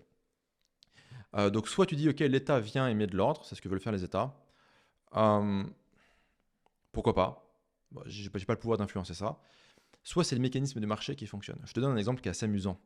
Dans le Web3, c'est fréquent que des plateformes se fassent compromettre par des hackers. Donc le mec, il va arriver et il va braquer, il va partir avec 50, 100 millions ou plus. Et là, tu as deux manières de régler le problème. Tu as l'État ou tu as le marché. L'État, c'est je vais voir le FBI, les mecs font 50 enquêtes, on se rend compte que c'est bon, enfin, on n'arrive pas à retrouver l'argent. Après, l'argent il est bloqué, c'est le Department of Justice qui a l'argent, on dépense 1 milliard en avocat pour savoir qui doit avoir l'argent. Merde, tout l'argent appartient à l'avocat. C'est souvent comme ça que ça se passe. Ou alors, tu utilises les mécanismes du marché. Le hacker, aujourd'hui, il a des fonds qu'il ne peut pas utiliser. C'est des fonds criminels. Alors, il peut les blanchir, il y a des plateformes pour faire ça, mais c'est compliqué. Ou alors, il fait un deal. Il dit, et c'est très fréquent dans Web3, je sais. Il va dire, la plateforme et le hacker vont faire un accord. Ils vont dire, écoute, tu nous rends 90% de l'argent, 95% de l'argent. Et les 5 ou 10% que tu gardes, tu nous les factures comme une prestation de cybersécurité. Ouais. Et ça les vaut bien. Du coup, lui, il a de l'argent qu'il peut déclarer, payer ses impôts dessus et en jouir. La plateforme récupère le gros de l'argent et elle sait maintenant où est sa plus grosse brèche. Win-win. Alors, je ne dis pas aux gens qu'il faut se mettre à hacker les plateformes et faire du chantage. Mais ce qui est intéressant, c'est de voir comment finalement les mécanismes du marché, très souvent, sont beaucoup plus efficaces que les mécanismes étatiques pour régler des problèmes. Voilà. Donc il y a pas mal d'exemples comme ça où tu te dis ah, c'est malin, c'est intéressant. Donc ça rend optimiste. Aujourd'hui, on fait ce podcast. T'as quelle vision sur le monde du Web 3?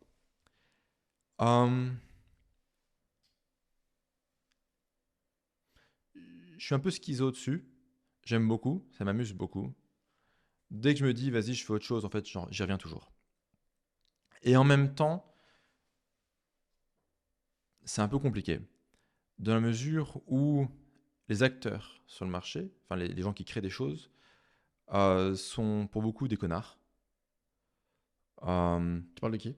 Enfin, quand tu dis des connards, je vais pas les nommer. Pas forcément des noms, mais en fait, c'est les créateurs, c'est les consommateurs. Les mecs qui créent des projets, les profils psychologiques, c'est vous êtes tous des cons. Moi, j'ai fait des maths à un niveau bac plus 50. Je vous emmerde. Si vous comprenez rien, ça me fait du bien. Donc, t'es en mode super, mec. On va faire comment maintenant avec ça, quoi. Ou ça va être, moi, j'étais là avant, j'ai tout vu, j'ai tout compris. T'es un con, t'as rien à faire là. Tu dis, ok, super, la décentralisation. Ou ça va être, je donne des leçons de morale à tout le monde. En fait, dès que tu gratouilles un petit peu, tu dis bah ça alors.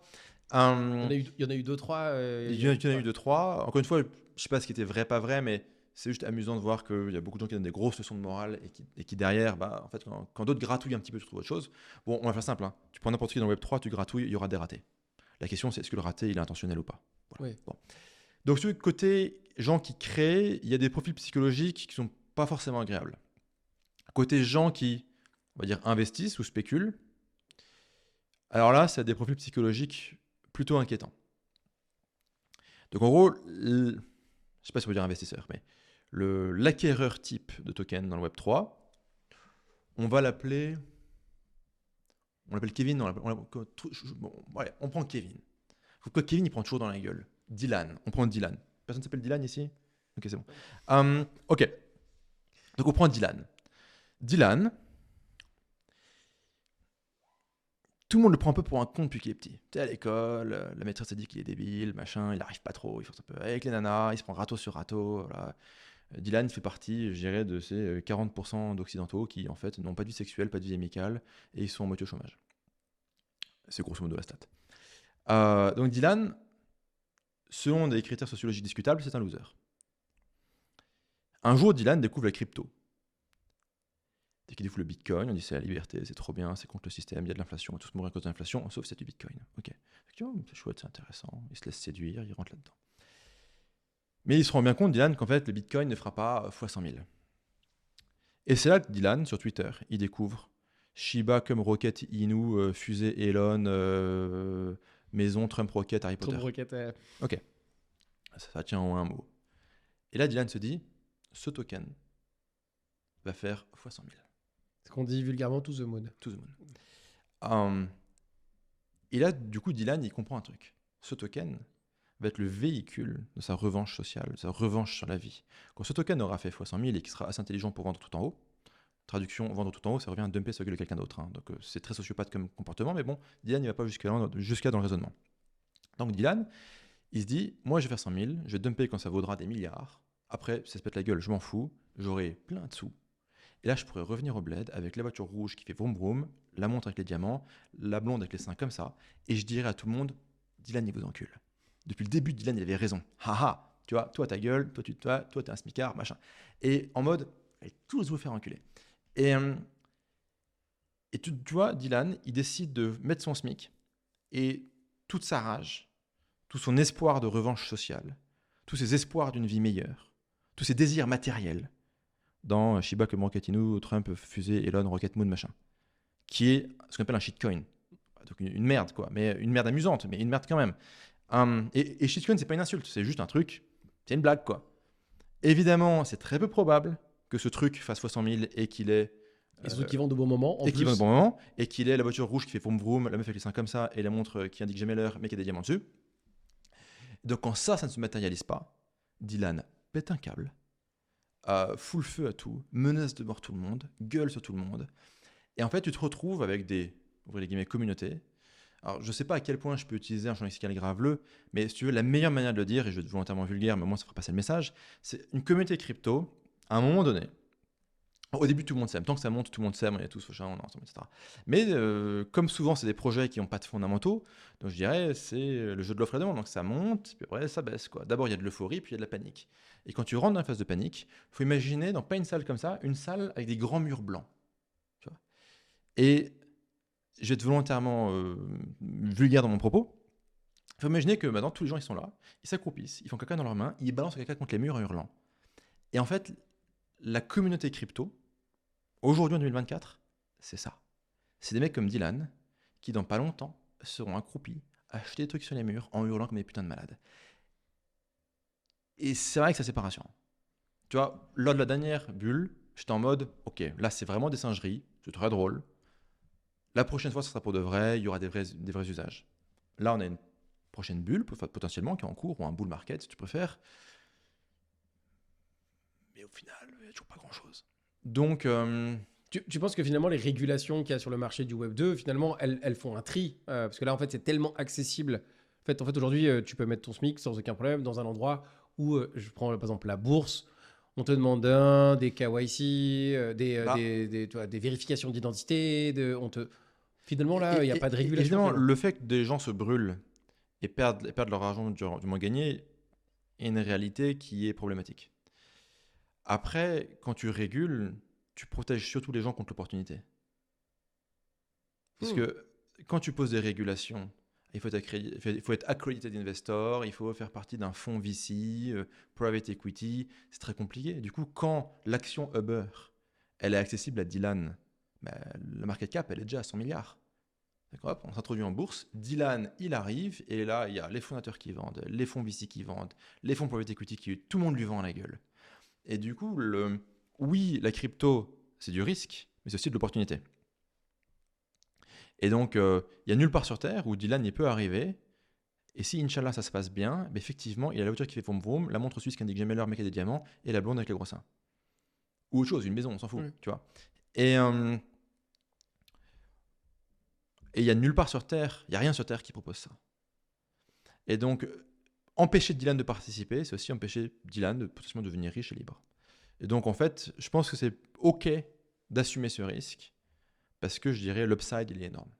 Et si on dit, ah non, ça va que être ouvert à des gens qui sont testés, vérifiés, etc., bah déjà, le gros de l'humanité passe pas un KYC parce qu'ils n'ont pas de passeport. Juste le gros de l'humanité tout court, il ne peut pas participer. Petit 1 et petit 2, dans les pays dits développés, avec des guillemets, bah, le gros des gens n'y auront pas accès de toute manière, ne pourront pas en bénéficier. Tu vois, finalement, la régulation financière ces dernières années, elle a juste protégé les gens contre le fait d'être riches. Hein. C'est tout. Parce qu'au final, les scandales, ils sont quand même là, le truc qui foire, il foire quand même, les banques, elles sont comme toutes en faillite. Donc, si tu veux, l'inflation, elle défonce quand même tout le monde. Donc, la régulation financière a surtout empêché les gens de devenir riches. Tu as un livre qui parle de ça en plus. Il est accessible encore ce livre. Hein. Il est sur Amazon. Il est en anglais, je crois. Il est en anglais, ça s'appelle Token Titan sur Amazon, mais c'est que du marketing Web3. C'est pas comprendre le Web3 d'un point de vue financier, c'est pas comment investir dans le Web3. C'est vraiment comprendre le Web3 d'un point de vue marketing et d'un point de vue créer et shipper un produit. Donc, est-ce qu'il y a une différence en termes de marketing dont tu parlais entre le Web 2 et le Web 3 ou c'est la même chose transposée à un monde totalement différent? C'est assez différent. Le Web 2, en termes de livres, c'est influence et manipulation. Le Web 3, en termes de livres, c'est Psychologie des foules de Gustave Le Bon. Un bouquin écrit il y a très longtemps sur la psychologie des foules. Ce que je veux dire par là, c'est que dans le Web 2, tu as quelqu'un qui se promène sur Instagram, il y a une publicité, swipe up, clique, etc. Elle arrive sur un site, etc. Et en fait, d'un point de vue market, il y a une personne solo dans le Web 2 qui est là, isolée sur Internet, qui clique. Et en face de cette personne, il y a toi, toutes tes équipes, toute la data que tu as accumulée, des logiciels d'A/B testing, des outils pas possibles d'optimisation, conversion, persuasion, ce que tu veux. Donc il y a un rapport de force qui est très défavorablement en ta faveur, tu vois. Enfin, qui est biaisé pour toi, quoi. Le Web 3, c'est pas la même issue qui arrive et qui clique sur une publicité, c'est directement une masse de gens qui arrivent sur un forum Discord, un Twitter, peu importe. Et du coup, c'est pas, tu vois, toi et ta team et tous tes logiciels qui vont essayer d'amener une personne isolée pour une décision. C'est toi avec 3 bras cassés, parce que dans le Web 3, personne ne sait ce qu'il fait, qui est en face d'un groupe de tarés. Tu sais pas s'ils vont te crucifier ou pas. Tu sais pas s'ils vont faire des trucs bizarres sur les murs blancs. Tu sais pas encore. Ils peuvent partir dans tous les sens. C'est une psychologie des foules, hein, c'est la rationalité individuelle s'efface au profit de l'émotion collective. Et l'émotion collective, elle part dans tous les sens, quoi. Du jour au lendemain, ça passe, d'une heure à l'autre, ça passe de on est trop content, on vit dans le meilleur des mondes, à aller tous crever. Et donc, du coup, tu dois naviguer finalement une horde de gens complètement irrationnels, drivés par l'émotion, avec beaucoup de Dylan dans le lot, qui se demandent quand est-ce qu'il aura la voiture, la montre et la nana. Et donc, du coup, tu dois, je dirais, guider une foule de gens. Et finalement, c'est peut-être beaucoup plus eux qui ont la main que toi. Parce que finalement, s'il y a pas, c'est eux qui, ils ont presque le même. Alors là, on parle de gouvernance un peu technique et tout, mais ils ont dans le monde du Web 3, il y a une tu vois, de possession. Donc en fait, finalement, ils ont aussi le droit à un vote entre guillemets, hein, ou en tout cas le fait d'agir ou de mettre une action qui elle a de la valeur par rapport à ce que lui possède. Ça marche. C'est parce qu'on a l'impression qu'on parle d'un monde qui n'existe pas, mais ça existe. Ça s'appelle l'argent dans le monde réel. Finalement, c'est plus t'as d'argent, plus t'as une possibilité de voter, ou en tout cas, c'est une phrase que tu aimes bien dire, que l'argent est un. Comment tu dis ça? Chaque dollar est un droit de vote. Voilà, chaque dollar est un droit de vote. Mais c'est de Ludwig von Mises, de mémoire. Ok. Moi, j'ai la ref, c'était toi. Ok. Et donc, dans ce monde-là, bah, finalement, si j'ai un droit de vote et que j'avais estimé que par rapport à ce que moi je mets en termes de valeur sur ce que je suis en train de faire et ce que potentiellement je peux gagner, bon là, il y a plus. Alors déjà que le Web3, c'est potentiellement très dur à appréhender et pas très rationnel, même si ça tend à aller vers Ouais. plus du rationnel que le Web 2 finalement. Bah là, je te retrouve avec des gens qui sont complètement décorrélés entre ce qu'ils ont mis, ce qu'ils sont capables de gagner avec et de l'appréhension du système. Ça devient, je pense que même pour les gens, de manière globale, c'est un. Je connais beaucoup de gens dans cette sphère-là. Mhm. Il y a très peu de gens qui maîtrisent le sujet, Ouais. comme tu l'expliques, et qui sont en mesure de le faire exister plus loin que la spéculation qui est autour du projet. On va dire qu'aujourd'hui, malheureusement, un des seuls use cases du Web3, c'est la spéculation. Après, la manière positive de voir ça, c'est que la spéculation finance la R&D de l'industrie. C'est parce qu'il y a des trucs complètement dingos où des gens vont payer 200 000 balles pour des JPEG avec des petits singes, ce genre de bêtises, ou bêtises ou pas d'ailleurs, ça finance la R&D de toute l'industrie. Est-ce que c'est un bug, est-ce que c'est une feature? Ça fait le marketing et ça fait la R&D d'un coup. Enfin, ça fait le financement de la R&D et le marketing d'un coup. Donc, Donc, le marketing du Web3, voilà. Le marketing du Web3, c'est les unes dans la presse mainstream qui disent oh, le Bitcoin a monté, oh, le Bitcoin a baissé, oh, il y a des JPEG qui valent 300 000 balles, oh, il y a FTX qui fait faillite. est-ce que c'est, on dirait presque du lobbying? Non, c'est une sorte Non, de. non, c'est qu'en fait, le lobbying, tu dois payer pour qu'ils le fassent. Ouais. Là, ils le font gratos. Ok, donc les codes sont pas du tout les mêmes en fait. Attention, Finalement. là, moi, je te parle de marketer Bien sûr. l'industrie. Oui, oui, C'est hein, que ouais, quand bien la sûr. presse mainstream dit Bitcoin monte, Bitcoin baisse, ils font pas la promotion d'un produit, ils font la promotion de l'industrie. Après, quand un produit ou un projet au sein de cette industrie se market, c'est des logiques différentes qui sont, on va dire, intracommunautaires ou qui sont propres à l'industrie. Comment tu as réussi à faire le passé du monde du Web 2 au Web 3? C'est comment tu as réussi à faire ça? Que j'étais. Bah, en fait, moi, j'étais investisseur, à mes heures perdues spéculateur, pas très brillant là-dedans. Et en fait, je me suis dit, mais tous ces JPEG avec des têtes de singe et ces meme coins, il y a eu bien des gens qui les créent. Toutes ces infrastructures sur lesquelles on fait des choses, il y a bien des gens qui les créent. Donc il faut les créer, il faut les marketer. Et je trouve ça assez intéressant. Ce qui est aussi intéressant, c'est j'aime bien chercher des opportunités de marché, euh, enfin, on va dire des anomalies de marché. Tu vois, tu es marketeur dans le Web 2, tu en as des millions. Je regarde le Web 3, en market cap, ça vaut 2500, je sais pas, à la louche, milliers de milliards. Est-ce que juste tu peux expliquer ce que c'est une market cap? Capitalisation. Donc, Ok. la market cap d'un projet, la capitalisation d'un projet, c'est le nombre de tokens en circulation fois prix unitaire du projet.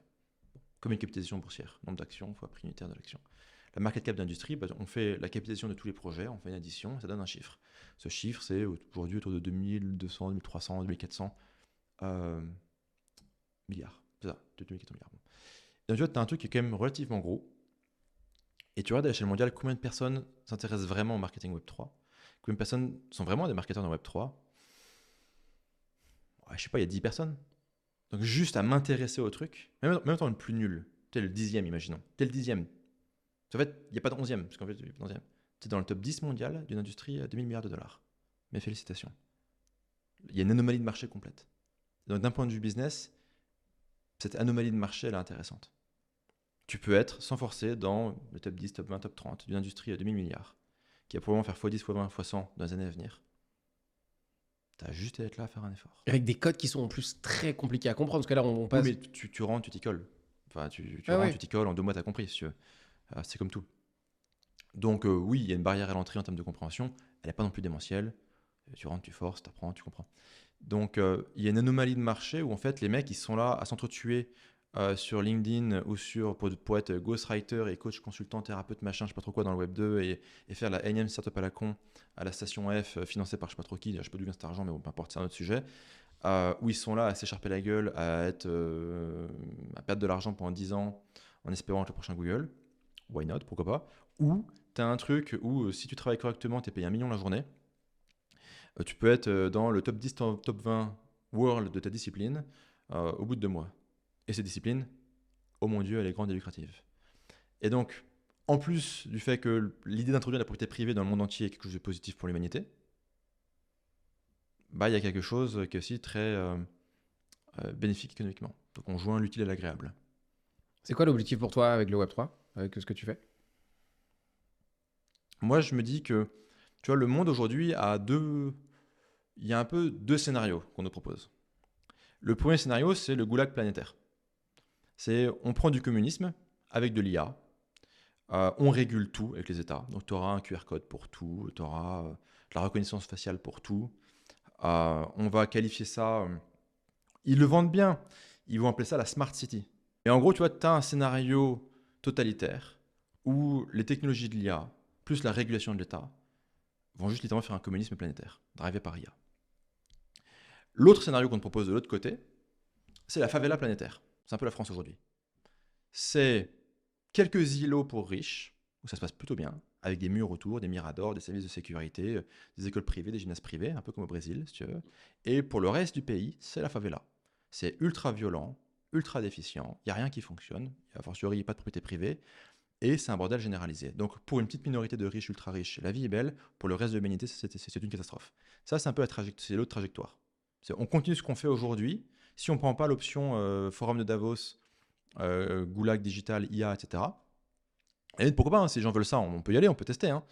Ça finira mal, mais on peut tester.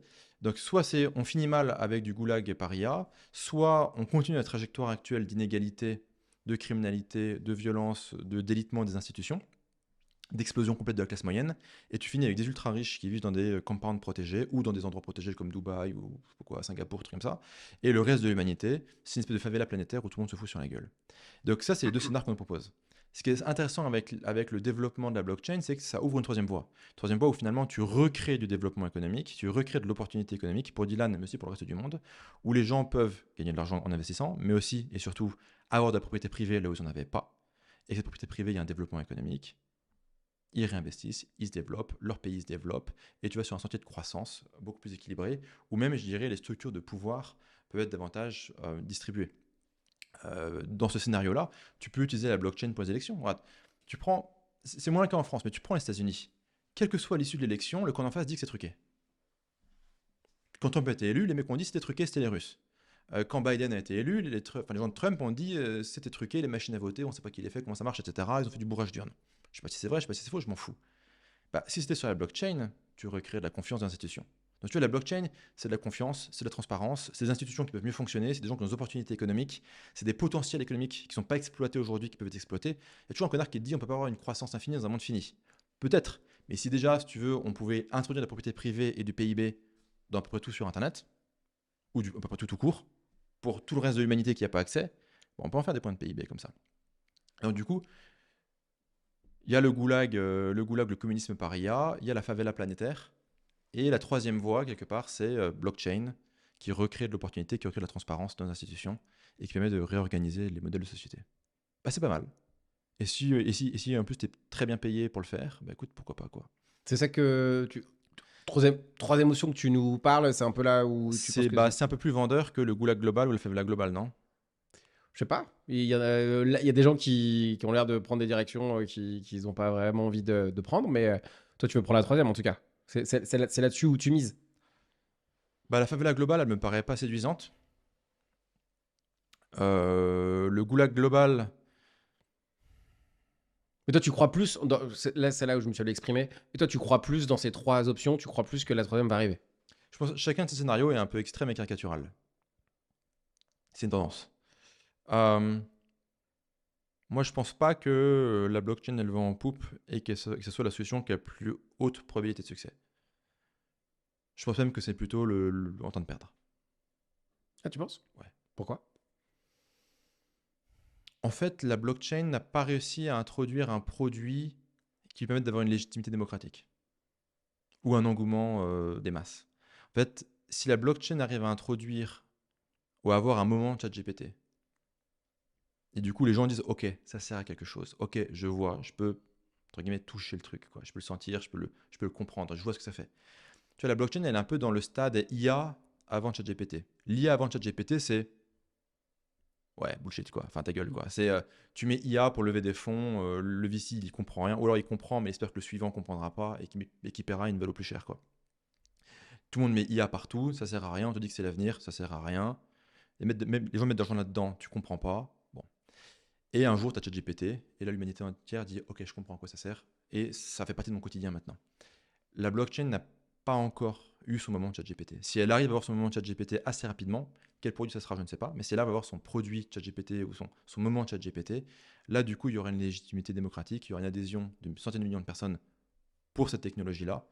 Ils y verront leur intérêt, et là, peut-être que ça pourra inverser les tendances. Mais aujourd'hui, non, je pense que la blockchain n'a pas le vent en poupe, et que le communisme est bien parti. Et pourquoi le Parti communiste chinois adore l'IA et déteste la blockchain? L'IA, c'est un truc communiste. L'IA, c'est concentrer du pouvoir, concentrer de la puissance de calcul. La blockchain, c'est décentraliser du pouvoir et de la puissance de calcul et des décisions. On arrive sur la fin du podcast. Alors déjà, j'espère que les gens vont voir ce que moi je vois de toi et je connais de toi. Je pense qu'on a fait on est allé sur on aurait pu en faire plein d'autres. Bien évidemment, on a fait plein de sujets, on pourrait en faire plein d'autres. Qu'est-ce que tu aimerais que les gens retiennent de notre échange? Je crois que je dis toujours la même chose à la fin des podcasts. C'est pas parce qu'ils sont nombreux à avoir tort qu'ils ont raison. Et je pense que juste retenir ça et avoir ça comme leitmotiv, c'est pas mal. On termine là-dessus. Yes. Bah écoute, merci infiniment, Tougan, d'être venu et d'avoir partagé un peu avec nous de ce qu'il y avait dans ta tête et dans tes idées. Je te dis forcément, moi, à très vite et merci beaucoup, Tougan. À très vite, merci à tous. J'espère que cet épisode t'a plu. Si toi aussi tu as envie de passer de entrepreneur à high value entrepreneur, tous les liens sont dans la description. N'hésite pas à me contacter. Tu vas voir, on va pouvoir faire des trucs de dingue et peut-être que tu auras des choses à raconter aussi passionnantes que l'entrepreneur que tu viens de voir. On se retrouve au prochain épisode. Merci et à très vite.